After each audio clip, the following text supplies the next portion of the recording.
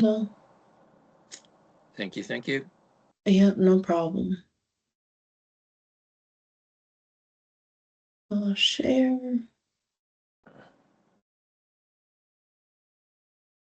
Can you see my screen? Yep. We can. All right, perfect.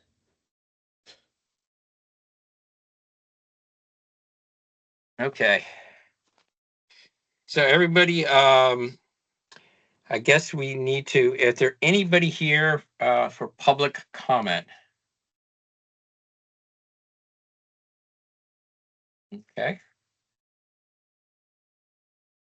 So hearing none, we'll go. Oh, by the way, everybody, Lizzie can't make it tonight, so I'm going to try to push things along. Really happy that we had so many people joining us. And does anybody want to move to, oh, okay. Mariah, you're letting some other people in? Yes. Perfect. Does anybody want to move to approve the minutes? Motion to approve the minutes. Do I hear a second? Seconded. Great. Seconded. Okay.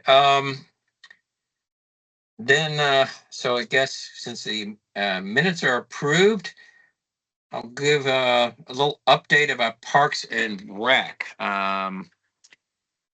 Parks and Rec are looking at a lot of different items. The main item they're looking for is in Crystal City. There is a massive new development being proposed right to the west of the Pentagon City Mall and that other shopping area.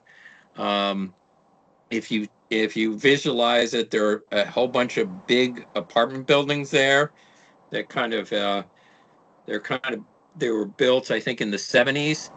They're planning to add 4,000 new units to that area. So big expansion.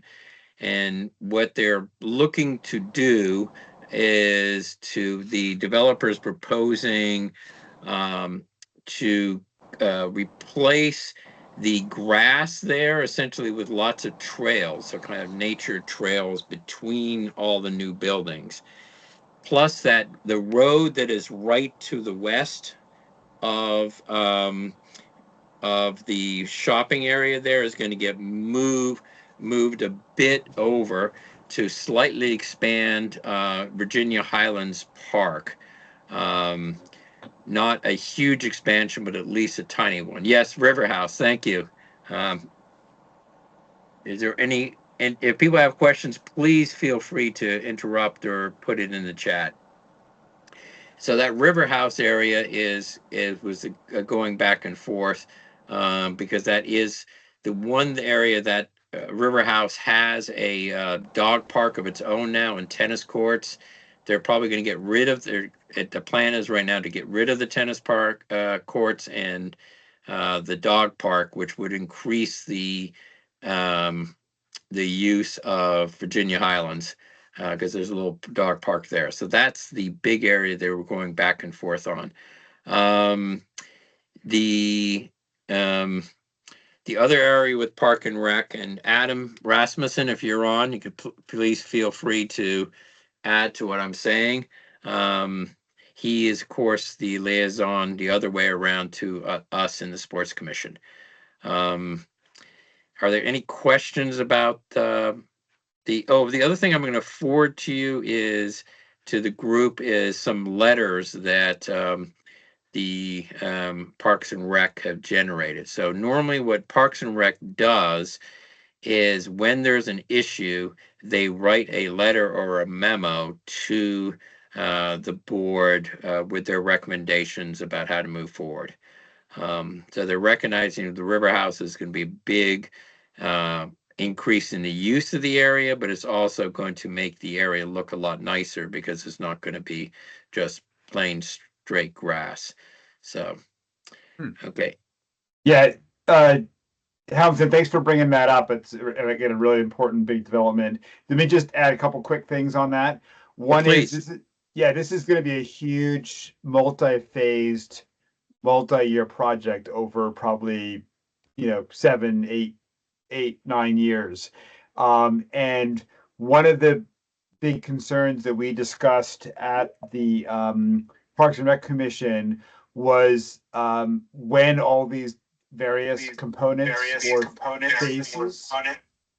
Whoops, not sure why am I still echoing? Okay. That the is when various things are going to happen versus when the potential demand on Virginia Highlands Park is going to happen. And the Parks and Rec Commission put in a letter to the county board saying that we had concerns about the fact that they're going to be removing the current dog park and tennis courts within the River House property, but that there is the plan for providing land that's going to go to Virginia Highlands Park eventually comes in a few years later. And so there's a gap between when the potential for with increased residents on the property, removal of the current recreational active recreational amenities, and when the Virginia Highlands Park might be able to handle that additional load of use. And so it's kind of complicated, but the key thing here is that although the overall plan we felt was good, it's got some problems in terms of the potential demand on Virginia Highlands, which is a very which has a fair amount of conflict that has happened over the last few years about the use of the park. And so the concern is that that might increase dramatically when all these new developments go in. Is there a danger that there will be a play to remove some of the park amenities that are there? For example, those two fields, the diamond fields, have been the subject of a lot of back and forth. Is that something that is that the commission had discussed and maybe a concern?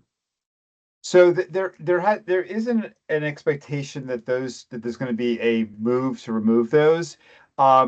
There is a in the CIP there is an expectation that a master planning process for Virginia Highlands Park would take place in 2034.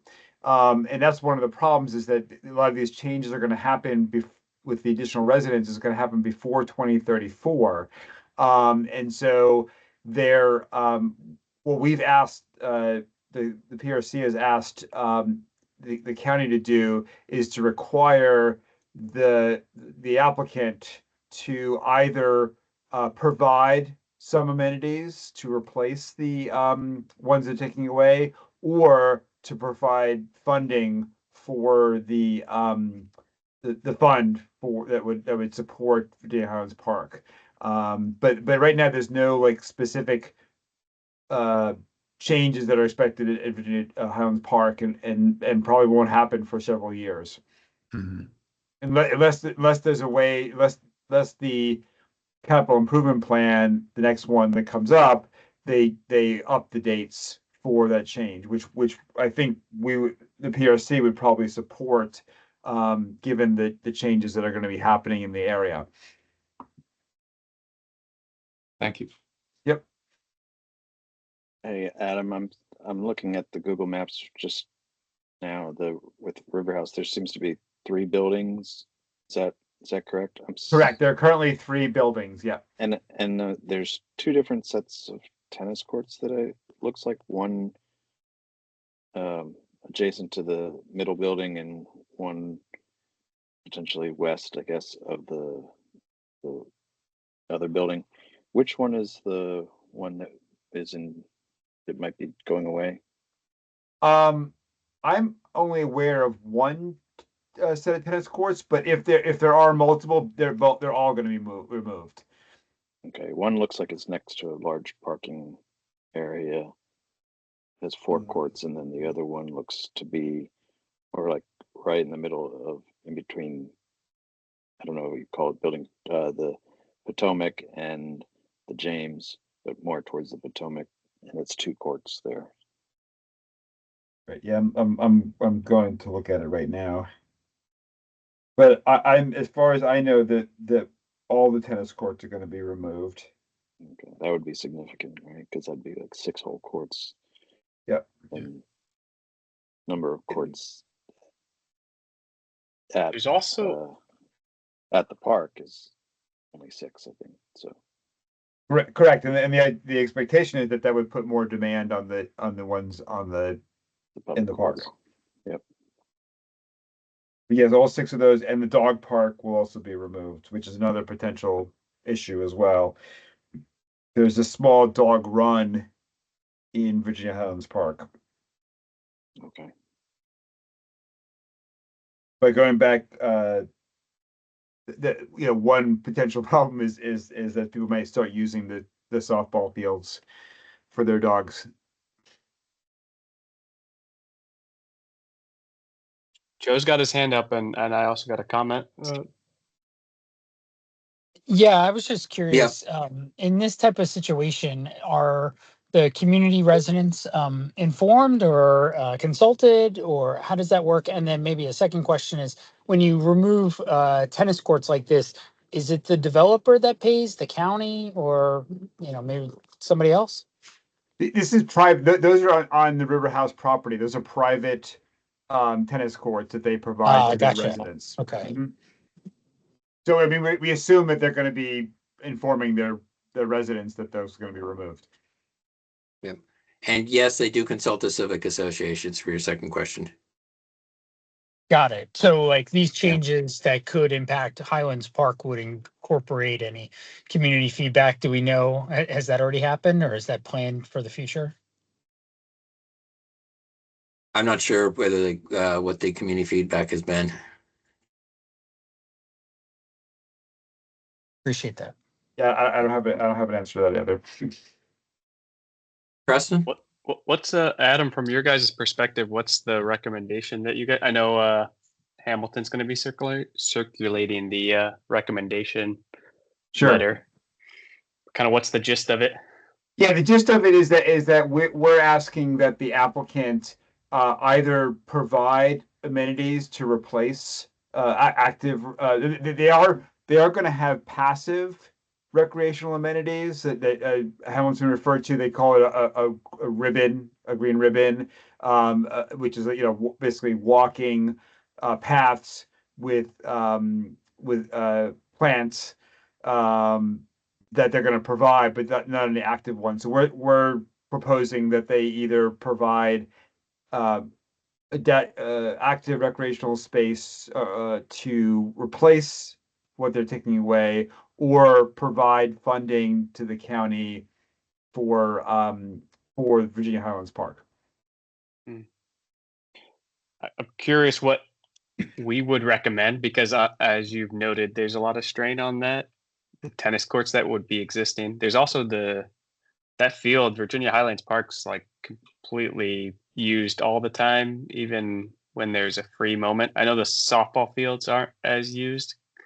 They have downtime, but the turf field definitely gets a lot of usage, and we'll get more usage in off times, non-scheduled times, with the 3,000 or so more units right next door. And then That is a concern. Yep. There's also the grass field that's next to the turf field that gets decent amount of usage, which has a toll on looks like grass is on our agenda today, but there's that field gets torn up pretty good during use each year. Yep, those are, yes. PRC members made those observations. So quick question for Mariah and Iggy. Should we talk about the open commission seats after and give our county colleagues a chance to present their their their observations Yes. on grass fields? Yes. Let's Okay. go ahead and go that route. Yeah. And as a reminder, if you are a commission member, we do ask that you turn on your camera for virtual meetings.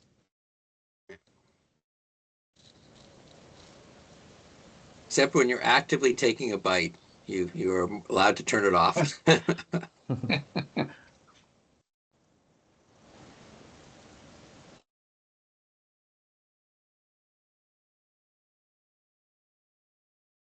And John and Tyler, I worked with Tyler for many years with field scheduling, so a delight to have him on, see him again. And John seems to know, in our brief discussion, seemed to know a lot more about fields than I ever imagined that I had a chance to learn. So I'm very excited about hearing from them. So please. All right. Well, thank you to Mariah and to Iggy for inviting us here to the Sports Commission this evening to discuss all things natural grass fields in Arlington. Tyler and I put together a brief presentation titled Arlington County Athletic Field Sustainability Metrics. It'll be a quick overview of how we determine, field playability. We'll give a bit of a Bermuda grass 101. We'll be talking, growing seasons and growing zones, things of that nature. How we attack damage to our Bermuda grass, and how we repair things, and try to really focus on the sustainability of what we have in the system. So I'm going to go ahead and share my screen here.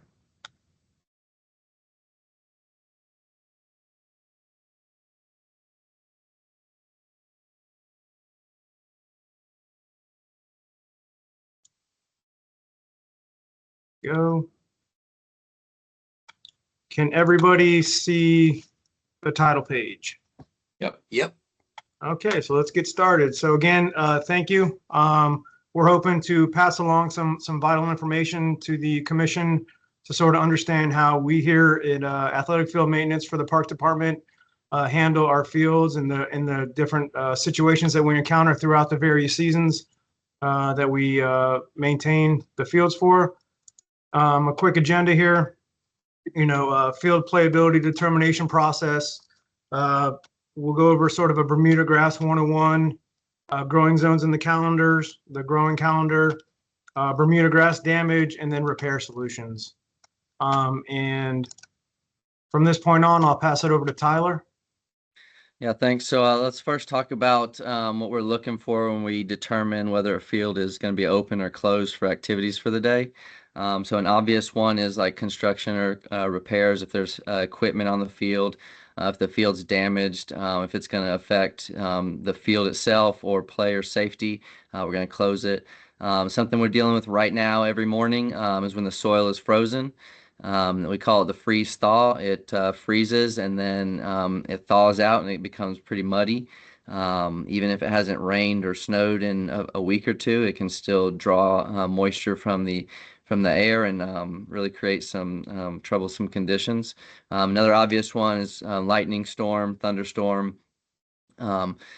When our guys are out there looking at fields, when we're out there looking at fields, we're walking on the fields and it feels spongy and you can hear yourself walk, or you can see water gathering around your boot while you're walking. You're leaving indentions in the field when you're walking on the turf grass or on the dirt on a diamond infield. Next slide, please. So those are some conditions where we're looking to close fields, and again, if you're leaving any impressions on the grass or the dirt, that's asset protection. It's ruining the field, but it's also player safety. The stability of their feet when it's contacting the ground. Another thing we rely on is if we can't get the field ready with 3 or less bags of drying agent, we don't try to open it. Now, if we put, dozens of bags of drying agent out on a field, we could get the field ready that day, but the detriment to that is it becomes like concrete thereafter. And so like for a baseball field, for example, you're talking about baseballs hitting the ground and bouncing with more velocity, and there you go with another issue with player safety. And so when we're talking about player safety and asset protection, what are we talking about protecting? We're talking about protecting the grass. So specifically, we're going to talk about Bermuda grass. So let me give you guys a little information on that. It's an aggressive, low-growing, wear-tolerant species of grass. It's drought-tolerant. It's tolerant to heat. It's when it has ideal conditions, it can really grow good and repair itself and provides a really good surface for playing athletics. It spreads out and grows horizontally via rhizomes and stolons, which is basically roots that go above and below the ground. But again, it grows out horizontally. The grass touches down to the ground, creates new crowns and roots, and then those crowns can grow out horizontally. So we're talking about like a big open soccer field. It's really ideal for growing there because it can spread out and provide like a nice grass carpet, a dense carpet, which provides good field for balls rolling and players running. The optimal growing conditions, if you're thinking over the summer, it's full sun, hot outside, 80 to 95 degrees. If you throw water in there, Bermuda grass is growing really fast. It's growing really good. It's repairing itself. It can withstand lots of foot traffic. So like those summer months are like the ideal growing conditions for the Bermuda grass, but also the ideal time to be playing on those surfaces. So why Bermuda grass? It's a premier playing surface. Like I said, it provides really good contact for players running. It provides good field for balls to roll, for bouncing, for players to fall. But let me give you a little story. I was driving around one Saturday afternoon, and the Virginia Tech game was on the radio, and the announcers opened the game actually talking about Virginia Tech's field. And they referenced it as Tahoma 31. It's a type of Bermuda grass, and it's used at some NFL stadiums, Philadelphia Eagles, Washington Commanders, Baltimore Ravens. It's used at soccer stadiums in Portugal and Spain, and we use it here in Arlington. So if you think diamonds, we have it at Thomas Jefferson and Jane Dean Park. Many of you know the fair goes to Thomas Jefferson, and lots of heavy equipment gets put down on that Bermuda grass there. When the fair packs up and leaves, that field looks horrendous. But within a few weeks and some fertilizer, that Tahoma 31 Bermuda grass is green, it's lush again, it's bouncing back, it's ready for play. So it is really a good grass, specifically this Tahoma 31 that was developed at Oklahoma State University that is used at lots of locations around the world. It's going to be used at the World Cup here in 2026. So we are trying to provide some really quality athletic fields here in Arlington. And again, it's heat and drought tolerant. It's like 20% more tolerant than most Bermuda grasses that Tahoma 31 is. And then Bermuda in general, it's a fast growing grass when you get it those hot conditions and add some water to it. And like I said, it can really withstand some foot traffic and wear. It is weed resistant. It likes to choke out weeds because of the dense way it grows. And then, in the ideal conditions, again, it is like a carpet. It looks nice, it feels nice, and it plays really nice. So now we'll go to the cons of the Bermuda grass. So the growing season here where we are, which is 7B, which is kind of the northern part of where Bermuda likes to be. It goes dormant basically from October, November to mid-May. So it really has a dormancy period of about 6 months and a growing period of about 6 months.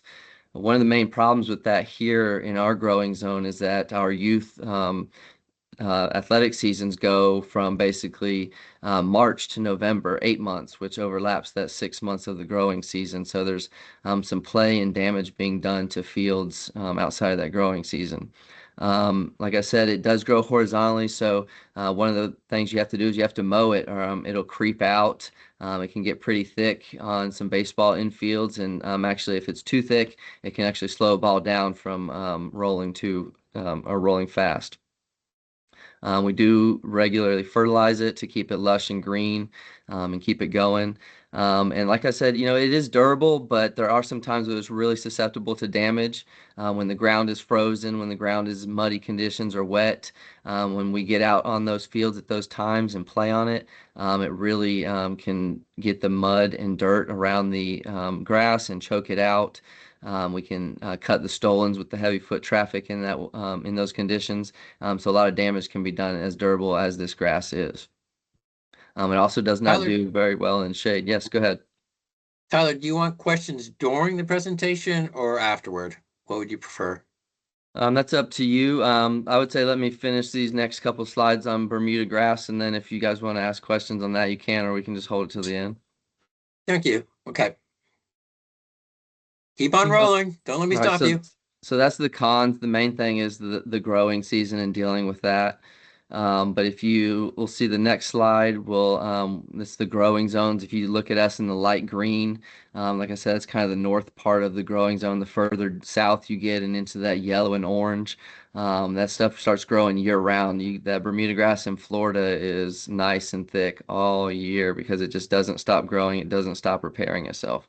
And like I said, we have about 6 months where it's just sitting there not repairing itself. And so here's the growing calendar of it. So right now we're in the winter month. We're not mowing the grass because it is dormant. It is just sitting there. We're not watering it. It's alive. It's yellow, but it is alive. And as long as we keep it in good condition, it'll do well come spring. But the big thing to realize with the Bermuda grass is the damage done to it going into winter and that happens to it during the winter and the spring before it starts to grow, all that damage does not repair itself until mid-May. So that's a big con of it. But besides that, it's a really good surface. When we get to March and May, we're starting to work on those fields. We're taking growth covers off. The seed that we put down during the winter months is starting to emerge and give the field some density to kind of withhold that foot traffic that's going to get starting in March. I mean, we've got baseball games starting the first week of March and on Bermuda fields, and those fields don't start growing until mid-May. But then again, you get into the summer months, and that June through August, that is ideal. The sun is out, the heat is up. Any water, it is loving it. It is growing. It is spreading. It is filling in any holes in the turf. It's really, this is the best time to play on it. It's the best time to work on it and do all kinds of stuff to it. And then when we get to the fall months, we start doing prepping for the winter. So we'll raise the mowing height for it to allow the grass to be more dense so that it holds up better in snow and stuff like that. That's where we'll start seeding and covering the fields to promote growth and safety for it over the winter. Now for a really cool snapshot of the fields during those months, I'll turn it over to John. And I think this is Fields Park. Yes. So yeah, this here is a snapshot of Fields Park. And this is sort of the progression that you will see of the Bermuda grass. So obviously you can see the overhead shot in February where we have the goal mouths, Fields Park covered. You can see in May. So this is coming, the beginning of the soccer season starting March and going through, and you can see the wear patterns that are created from that. And you can also see the signs of life on the edges. And then June, you can see as some of the soccer traffic begins to die down on the field, you can see the repairing starting to happen. The grass is growing. The June shot is usually when we have added fertilizer to the turf grass.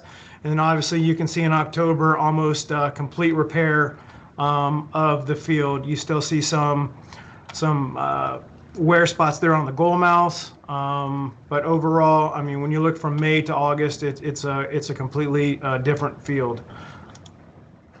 One thing that we actually dealt with pretty pretty hard this past spring was we actually did have a very snowy winter last year here in Arlington. So we did suffer quite a few fields with winter kill.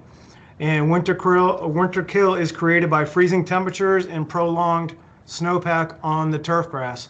So we not only did we have a lot of snow last winter, but we had, long periods of freezing temps where the snow just didn't melt, which caused some winter kill to happen on a few of our sites. The freeze-thaw cycles that Tyler talked about earlier, this can damage plant tissue. This could also lead to cell rupture. And what cell rupture is when water gets into the rhizomes underneath the ground, and when it freezes, it actually expands, and it could actually rupture the cell of the actual Bermuda grass. And snow mold is a thing. It's rare in Bermuda, and I have not seen any snow mold yet in Arlington. But on this slide here, you can see a picture of winter kill versus snow mold. And if you look at that winter kill picture there, I'm sure you can picture a few fields in Arlington that looked very similar to that. So that is, one of the main reasons why we cover the fields, to help with protecting the base of the Bermuda grass throughout the winter. And coming through dealing with it this year, we've sprigged a bunch of fields to sort of repair it and help. We shot some of them with a 2100 fertilizer, which is basically a heavy nitrogen shot that just is like a shot of steroids for the Bermuda grass, which allows it to start recovering and filling those gaps. Now, recovering from the Bermuda winter kill, we'll go out, we'll assess the damage, and we'll identify the extent of the damage, checking for signs of life in the turf grass, which means, you'll see in a big bare spot, we'll look to see if there's any little tiny green stolons that are or crowns that are starting to pop up. We'll inject it with the 2100 fertilizer, which is ammonium sulfate. It's a 21% nitrogen boost to the turf grass, and it encourages faster recovery and growth. And then obviously reestablishment, if it's sodding, sprigging, plugging, seeding, those are all effective ways to recover large areas of winter kill. So some of the other things that affect the Bermuda are high traffic. So traffic damage reduction recommendations that will drastically improve the health of any field, Bermuda field. And a lot of this applies to our cool season grasses as well. Restricting the use on the field when soil is extremely wet, freeze thaw, morning dew, restricting use when soil is very dry or when the turf is wilting. This doesn't really apply too much to the Bermudas because they are irrigated. But in some extreme cases, we will get dry periods in some instances where, the irrigation will struggle to catch up. We rotate heavy traffic areas during practices. On game fields, try to restrict all practices to a minimum. Restrict use when grass is dormant during the winter season. Restrict use until new grass is mature, 4 to 8 months post-establishment. Prohibit all unofficial play, drop-in. During heavy use season, mow grass as tall as possible to give it a sturdier and a more robust base. And then use tarps on bench areas to reduce, severe wear by coaches and team members. And we understand here at AFM that a lot of this is virtually impossible. We know that the demand for the fields is through the roof, and we have constant play on the fields. So these are recommendations. They're not all achievable, and we understand that. And we also understand that, space is at a premium, and, practices need to happen, games need to happen, and we respect that. I mean, that's part of, par for the course. So, but these are just some things to keep in mind if you're wondering what you guys can do, short-term, long-term, where can we help? Some of these, doing some of these recommendations really go a long way in helping Bermuda recover. So, and this is the industry standards of use as it correlates to turf grass wear. And this is basically for a calendar year. Now, as Tyler said earlier, in Arlington, we do experience 6 months of growing versus 6 months of dormancy. And the reason why the industry states a year is if you go back to the grow zone map, there are areas in the southern parts of the United States where Bermuda grass does not go into dormancy at all, and they can play on it year round. It's constantly repairing itself. So you can put quite a few hours on it. But good field conditions are expected if it's programmed at 200 hours or less. Fair conditions, thinning and wear at 300 to 600 hours. You start getting into poor field conditions when you start hitting the 700 to 1,000 hour mark, and then you have significant turf loss noted at 1,000 plus hours on these fields. So it's just something to keep in mind when you start seeing the wear patterns of the Bermuda grass and wonder what's going on. Hours that are on the field really do matter, and it can cause some significant turf loss. So some of the ways that we attack repairing Bermuda grass, and again, this applies for cool season as well. Our non-Bermuda fields, will sod in areas, and you can attack sod 2 ways. You can do a thin cut sod, you can do a thick cut sod. Now the rule of thumb, generally speaking, for sod is once sod is placed, it usually takes about 10 to 12 weeks to root, and traditionally about 14 to 16 weeks before you can play on it after the sod has been installed. We also do sprigging, which we did at 3 fields this year. The sprigging is more of a faster approach to getting play resumed on the fields. So after sprigs, usually about six to 8 weeks after sprigs, you can actually have activities back on the field.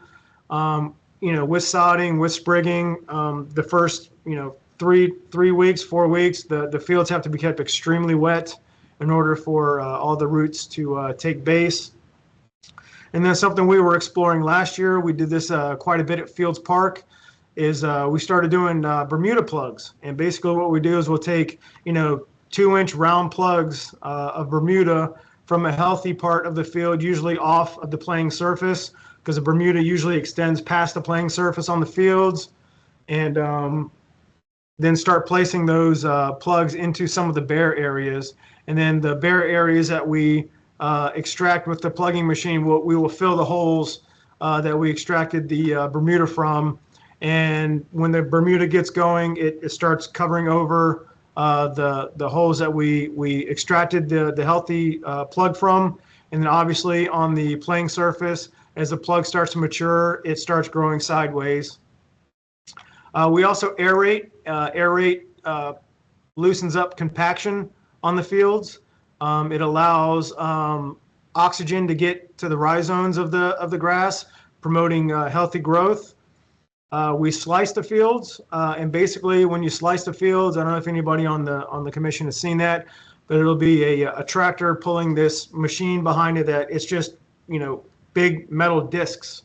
And when you slice a field, at that point you're cutting the stolons, and what that does is that encourages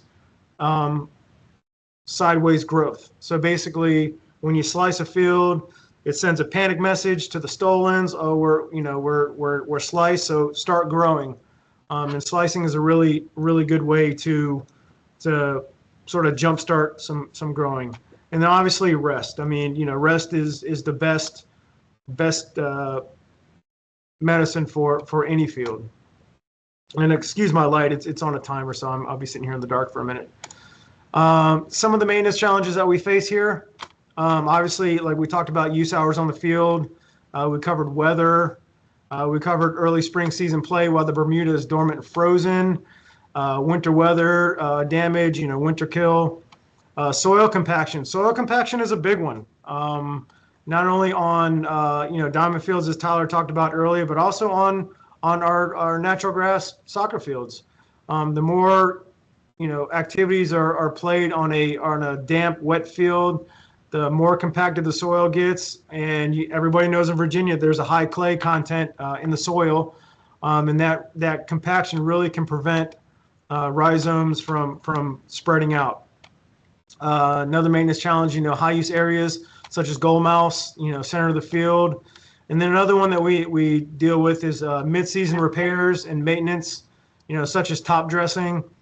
That can be kind of tricky sometimes, especially when we're going out in the middle of a soccer season, and we start top dressing low areas on the field. Obviously, we can go out there, top dress low spots.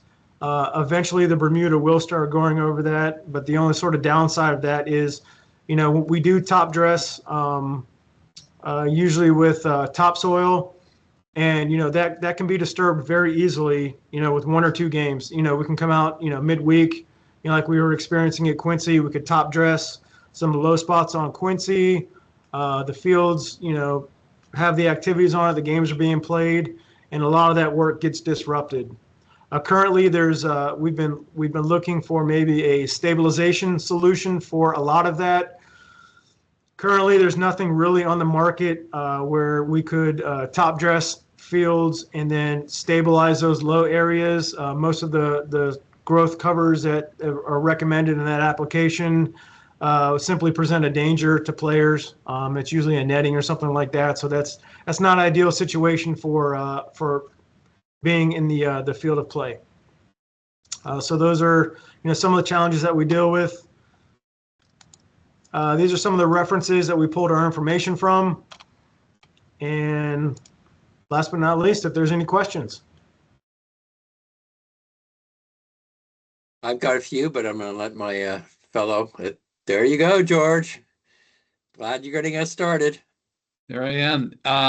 Real quick, 2 questions. Actually, one is it bad for Bermuda grass to get too long?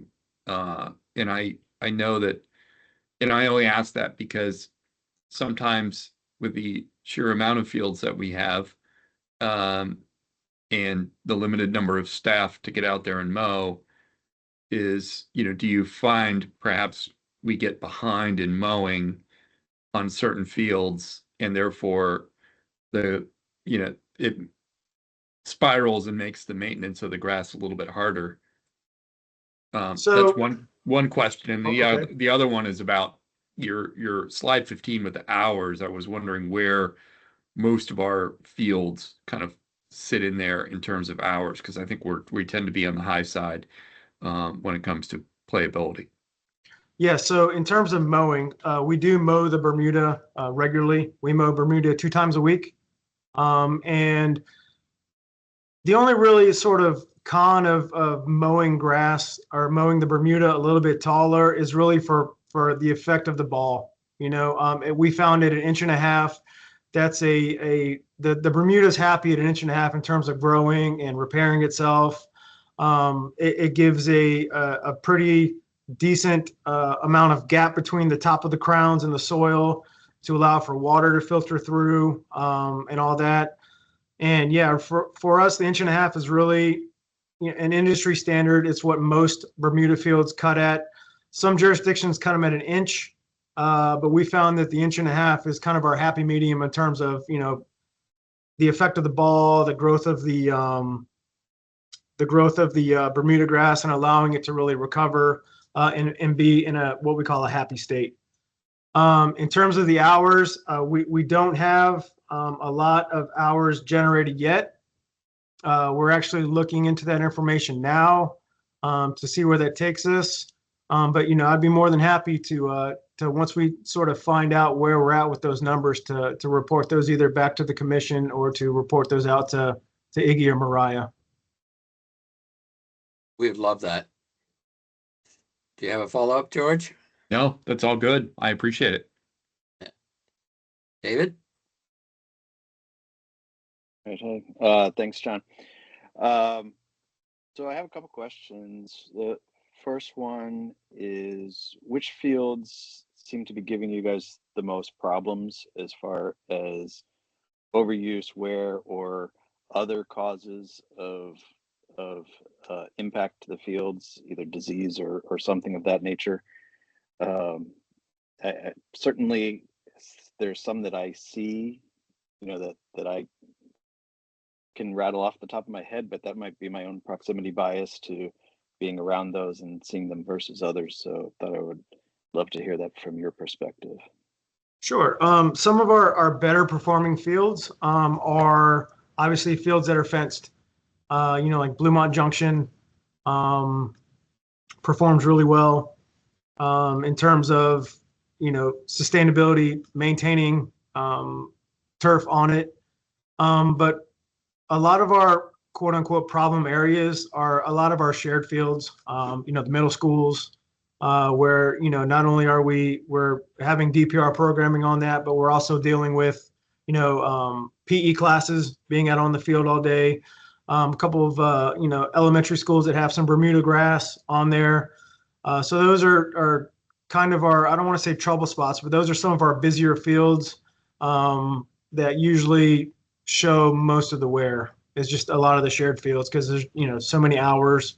From not only from DPR programming, but just from school activities. Okay, I kind of figured that some of those elementary schools with Bermuda seem to take a big hit. Mm-hmm. Second question is you mentioned some topping for low spots, but I also seen in the past that AFM has done sand topping, not just like small low spots, but fully like across Bermuda. And I don't know the frequency and how effective you guys have felt that work has been. So I was wondering if you had information on that. Yeah, so we have done sand in the past, and the industry sort of waffles in between using sand and not using sand. In the few cases that we have used sand, it's been problematic in terms of sluggishness of running through the sand.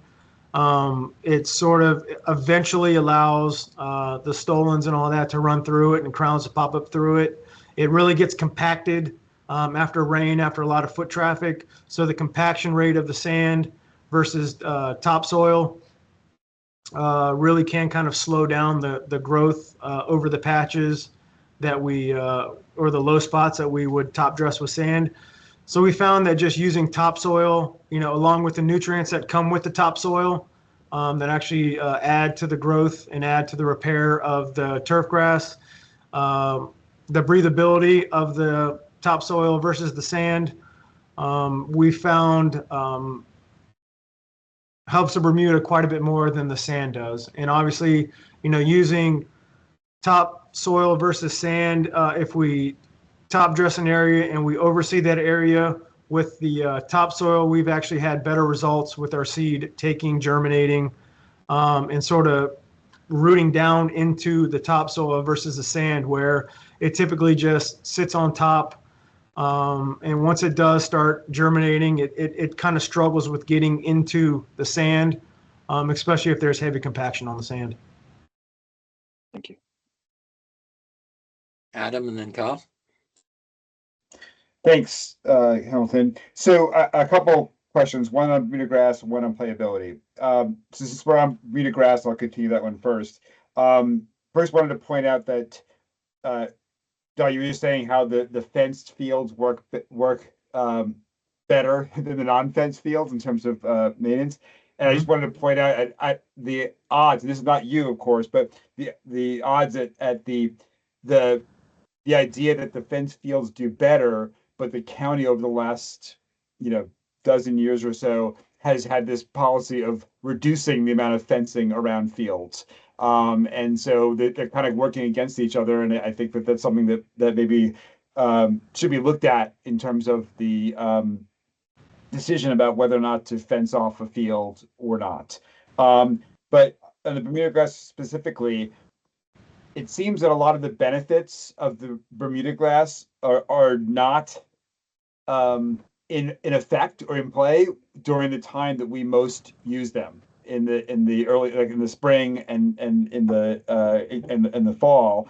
And I'm wondering is why do we use Bermuda? Is there not anything else that is has some of the benefits that Bermuda grass does, but that is more effective during those times when we actually use the fields the most? So Bermuda is the most premier playing surface with its ability to grow horizontal. It has great benefits over what we term cool season grass, which you'll see is basically a tall fescue Kentucky bluegrass mix. And the cool season grasses, they grow upwards. So basically, if you see a bare Bermuda field versus a bare cool season field, I'm sure you guys have all heard the term ankle rollers. There are a lot of ankle rollers on cool season grass simply because it grows upwards, not outwards. So if you start getting a bunch of bare spots on a cool season grass, really the only option for that is to sod, to seed, and stuff like that. And where the Bermuda becomes a superior product is with its ability to spread across bare spots. So as long as we keep those bare spots flat, the Bermuda will repair itself, grow over those spots, and eventually, with in some cases some help, the bare spots disappear. So in terms of a maintenance for repairing fields, cool season it tends to be, the product is a little bit cheaper, but the amount of time and materials that we have to use to bring that back, it's a lot more time consuming to make sure that cool season plays as well as Bermuda. Okay, so even though it's not ideal in terms of seasons, the benefits that you just mentioned outweigh the fact that it's not the ideal seasons to have the Bermuda grass used for our timing. Thanks, Absolutely. John. Yep. And then, so my second question is about playability. I'm not sure if it's a question as much as it is as a statement. So for years, as you know, I've been we've gone back and forth about the playability of fields and what conditions should and shouldn't be there for playing. But I've never seen a solid list of what the reasons were. And now that I see it, I think I understand a little bit more about why there's some discrepancy between the leagues and they're thinking about a field being playable and AFM's approach to it. And I'm wondering if you all would be open to discussing some consolidation of some of these reasons, because I think there's some contradictions here. So for example, in the beginning, the number 4, soil is wet and spongy and 75% or more of the playing surface. But then there's also while walking in turf areas, any impression of your footprint is left in the surface. And then another one, while walking on the field portion infield portion of the field, an impression of a half-inch deep or more that is left by a footprint. So those three are both dealing with the conditions of assuming the dirt part of the field, and so they sort of, I'm not saying they contradict each other, but they're of different degrees of I guess impact. And I mean, if you're basing it on, while walking in turf areas, any impression of your footprint is left in the surface, that happens all the time. I mean, I step on a field, and even though it's not hasn't been raining, I make an impression on the dirt, and so that statement there seems to be a little bit. It's not effective as a way to really determine it. The half-inch one, I can understand that makes sense. But I just think that there's so many reasons here for AFM to close the fields that it just seems like, almost as I've said in the past, that it's easier for you guys to close the field than it is to keep it open a lot of times. And I'm just wondering if you'd be open for a discussion with the leagues about how we might be able to consolidate this list to come up with something that is maybe a little clearer than what these statements are saying. Yeah, I'm not opposed to having those conversations. But we go back to this. We take into all considerations, and we really do bring player safety and asset protection as our two main factors. We understand that these leagues are not cheap for parents to have their children playing in. And we always try to find a way to yes. If there's some way that we can get a field playable, we've given a lot of leeway to the volunteers. And, I'm going to tell you right now, the volunteers, the whole program has really come a long way in the short time, the 5 years that I've been with AFM. So, we rely on the volunteers quite a bit.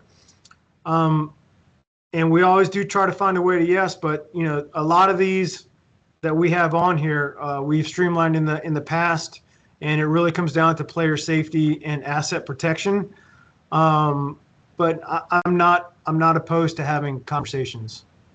Okay. As long as Thank we you. keep, player safety and asset protection at the forefront of all of this criteria, because this is criteria. This isn't, I don't want to say it's not policy, but this is criteria. So like, if these conditions are present, this is, by rights, we can close the field.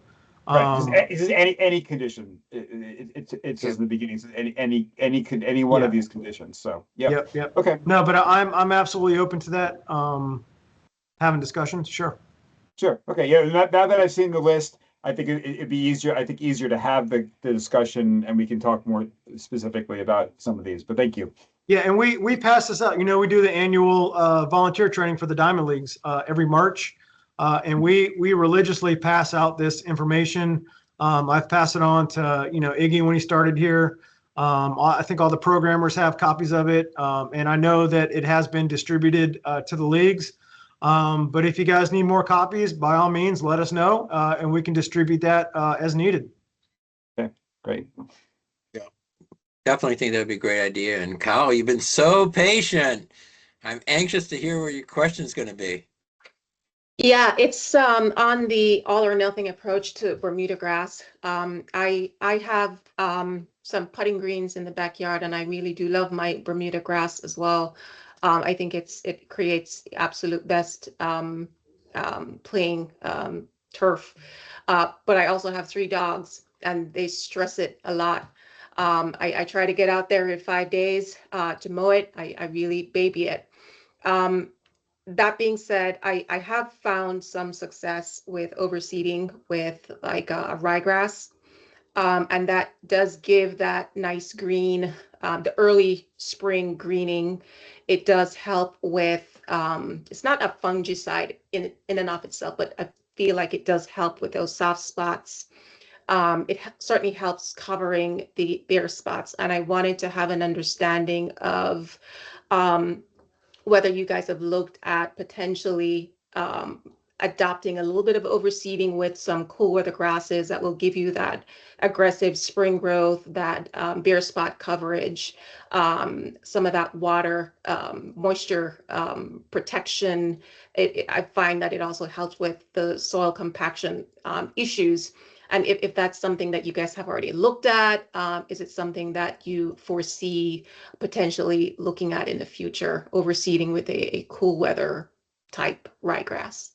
So we actually do overseed all of our Bermuda fields, soccer fields, with ryegrass before we cover them. And even the fields that do not get covered are overseeded with ryegrass. The challenge that we have with that is, we seed now, it goes through the winter, it's covered. When the temperatures start getting right to the point where they need to start germinating, we pull the covers off, and we do see some greening up early on the Bermuda fields from the ryegrass. And understanding that, it's very not mature grass. And once the play starts getting on it, heavy play, heavy weekend play, the ryegrass is pretty much removed within 2 to 3 weeks with the heavy play on it. So you do get that initial green up when we pull the covers off. Temperatures start getting warm, and that's what you see. And Adam, you can attest to this. We oversee the infields at Barcroft, and when we pull the covers off in the spring for Barcroft, the infields are beautiful, but it's all the ryegrass, and the Bermuda is still dormant.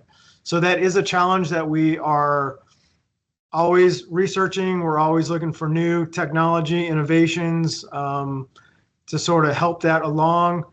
But at the end of the day, it really comes down to just, maturity of the grass, temperatures, the amount of play. But we are looking for solutions to that. Yeah, unfortunately, Adam had to go to his son's graduation, so cool. congratulations Yeah, for yeah, that. So, now, do you have some more follow-up questions, Cal? Cool. So, a couple questions. One thing I did a quick back of the envelope. If we were basically shut down our fields about 4 months and use them for about 8 months, that means we have about 240 days in the season, which means that if you're looking to not go over 1,000, that's about 4 hours a day. Well, So it's just not to- something that we're looking to do. I understand, these programs are vitally important to Arlington. They're vitally important to the kids of Arlington. I think we can all agree that, with coming out of the pandemic, I know we're 5 years past the pandemic, but it really sort of put a direct focus on how important these outside spaces are to children to navigate tough times like we went through with the pandemic. So yeah, these are just industry recommendations. It's something that you can, correlate to, if there's this many hours, you can expect this. By no means at all are we saying that you have to be under this, you can't have this. This is just, information for, if anybody's curious is why is the field, starting to wear thin and stuff like that. So it's just an informational bullet. We understand how important sports are to Arlington and the children of Arlington.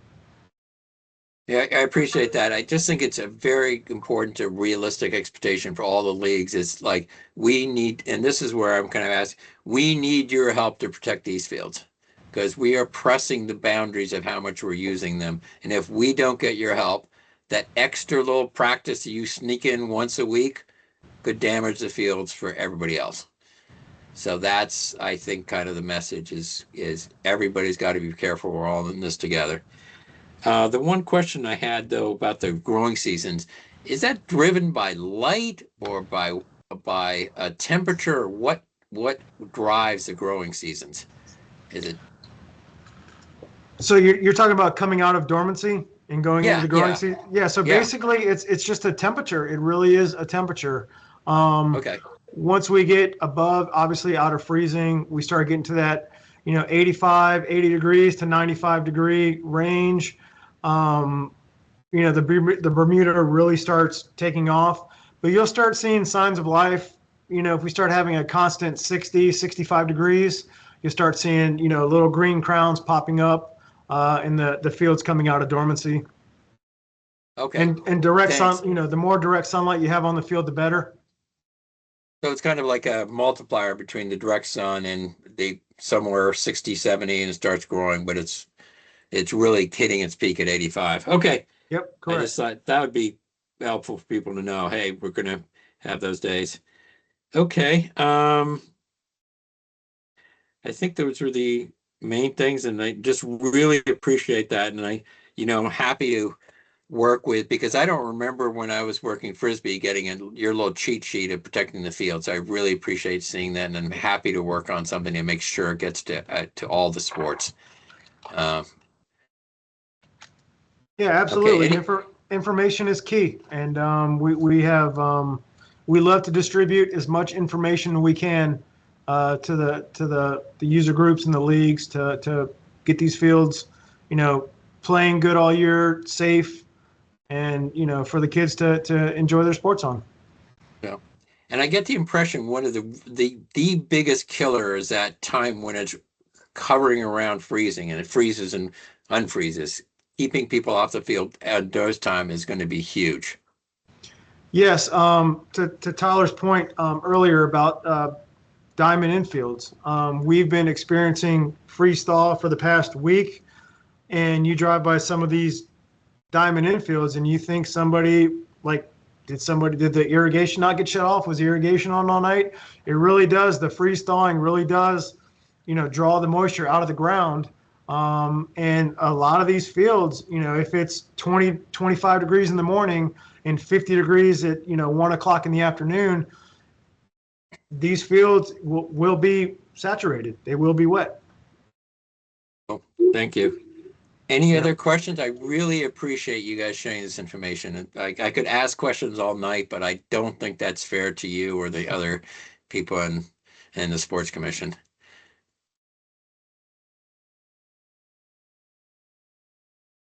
Okay. Well, thank you so much. This has been really fascinating. Yeah, my pleasure. Again, thank you to Iggy and to Mariah for inviting us.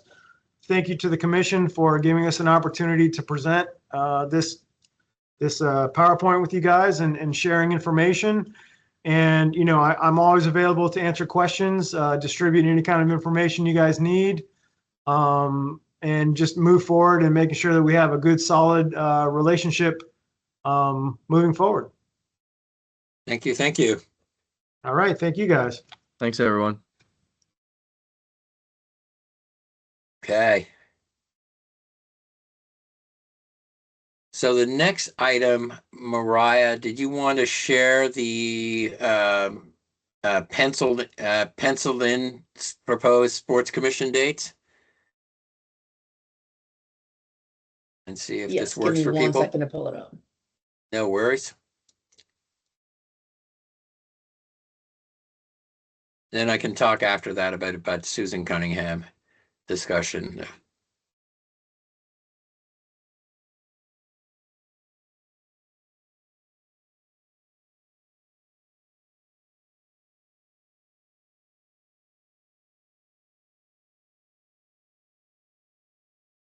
Huh. So, interesting. I had forgotten that February and March are still TBDs. Are you looking to try to avoid being around President's Day weekend or the beginning of the sports seasons in March, or? No, that's normally when the joint meeting is taking place. It hasn't been finalized. I think they're going to be in February or March, which is why we haven't set it, because it's going to be dependent on when we have to correlate with PNR, not PNR, Parks and Recreation. Yeah, Commission. PRC. Yeah. Yeah, PRC. Yeah. And just Okay, to add on, yeah, that's typically the meeting that DPR leadership comes and kind of presents on the budget. So we want to make sure that we're providing the accurate dates as to the proposed time that that joint meeting can happen. Wonderful. Thanks. So we're going to get more than I'm sorry, zero for the you said budget that next was year? in February? It's either going to be the February or March date. Got it. Yeah. Thank you.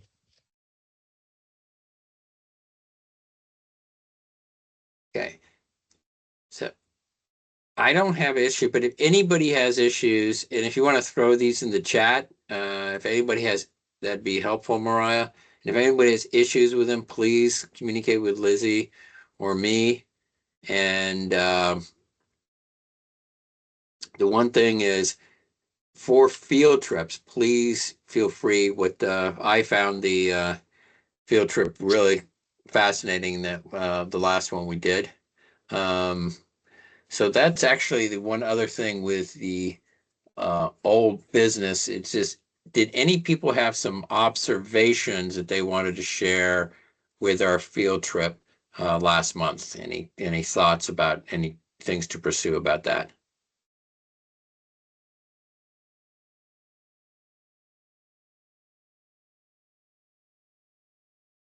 Yeah, Joe? Yeah, I know I brought this up during the field trip and talking with the staff at the at Longbridge, but I think we should encourage Longbridge leadership and the other DPR to consider having more events. I know there was a conversation that they're still learning about the facility and kind of understanding that, but also recognition that there's not as many swim meets compared to maybe a similar facility in another jurisdiction. I think that would be a real benefit to families that are involved in club swimming and competitive swimming if there were more use of the facility moving forward. Cool. Okay, Joe, I remember that, and I actually thought the twist on that was that it'd be a good way to promote that it's there. If you get people into that building, wow. Um, Yeah. yeah, It's such a beautiful facility that I think, utilizing that and showcasing it would be really helpful. thanks. Any other observations from the trip?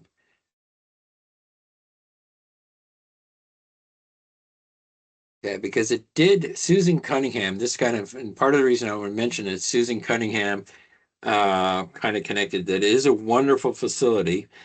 And I will also share this with you all, that part of our purview is all kinds of sports. So not just team sports, individual sports and so on.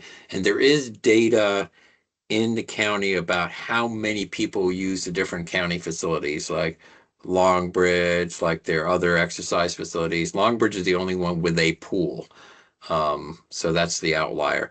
All the other pools are connected with a school. Um, and the pieces of data that she was suggesting, giving Lizzie and me some homework, um, was how many people are using and how many are county residents versus non-county residents, and what's the budget for it. So the kind of the cost benefit of the different facilities. And this is getting to what you're suggesting, Joe, is okay, if once we look at those stats, are there any ideas to try to increase usage of the different facilities?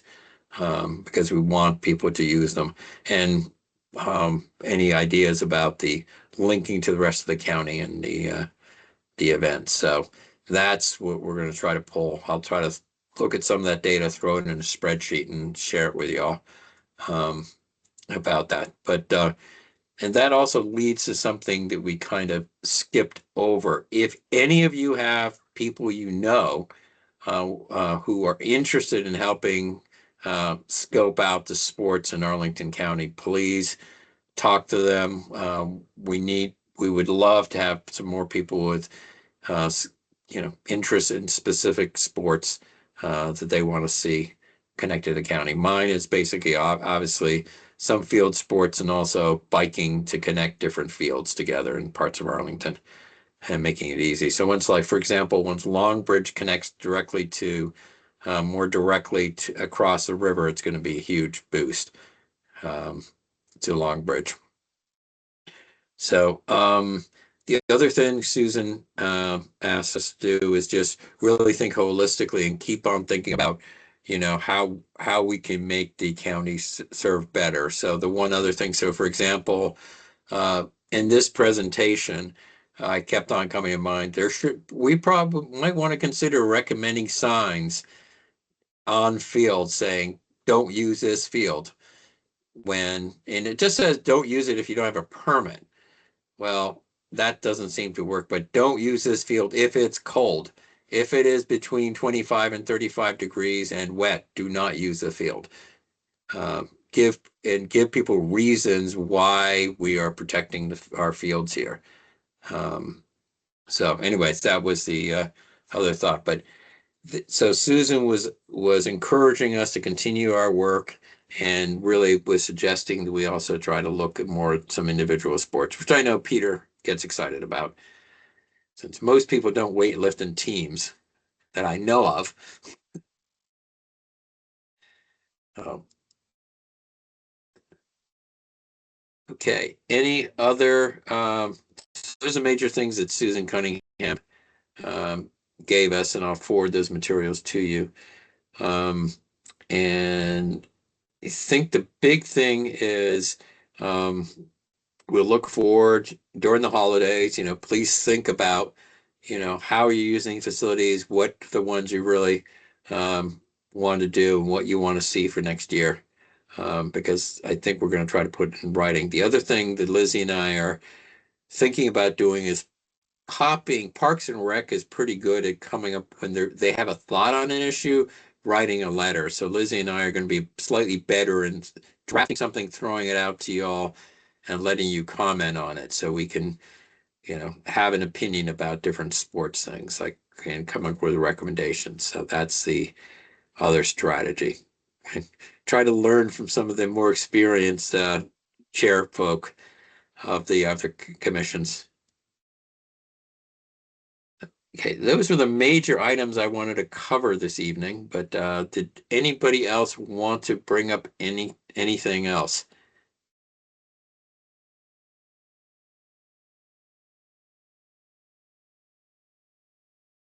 Okay.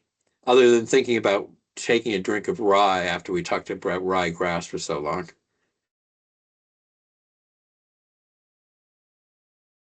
Maybe just one question. I know last time we were talking about that day at play, or I'm maybe misremembering the name. We were talking about potential dates for that in 2026, and maybe either May or June, July, August. I don't know if there's been any other discussion about a potential date or zeroing in on one that we can start to plan around. That's Lizzie's been looking at that, and I think that's a good thing for y'all to think about is, would it be better to do the day of play like in May or June when families are trying to stimulate, families are planning for what we're going to do with summer and the fall, or do it right before school in August? I think you could argue either way, but it would be good for us to chip in our 2 cents on that.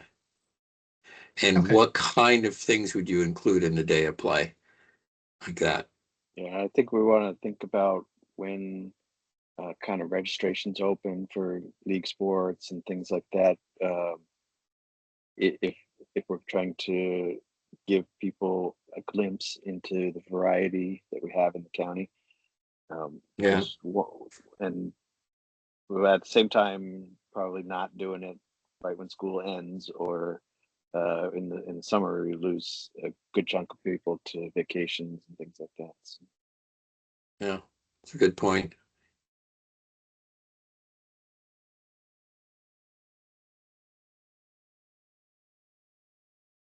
And also what would be involved in that? I mean, it would be good to have, I keep on kind of visualizing in Bluemont having, soccer games going on, and even cricket and things like that.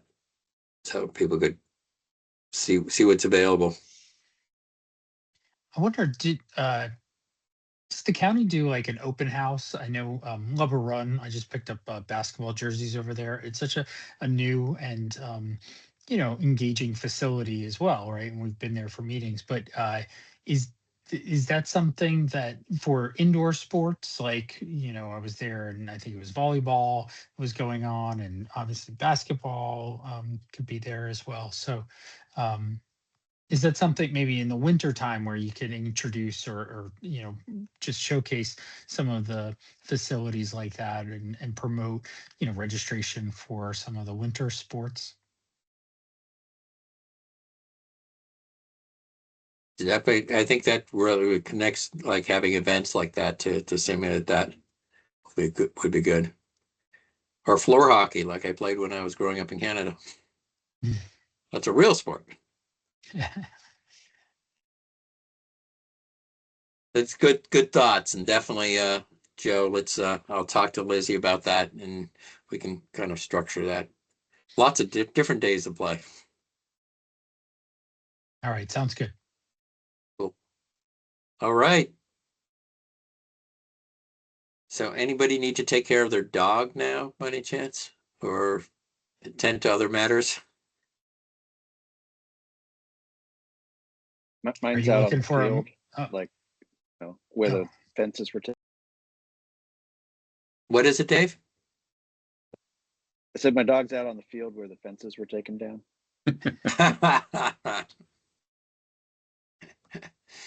All done. All right, guys. Take care, and I really appreciate your time, and look forward to your suggestions, and as we keep on cranking for a great 2026. All right. Thanks, Hamilton. Thank you. Thank Take you. care, all. Thanks, everyone. Good evening. Bye-bye.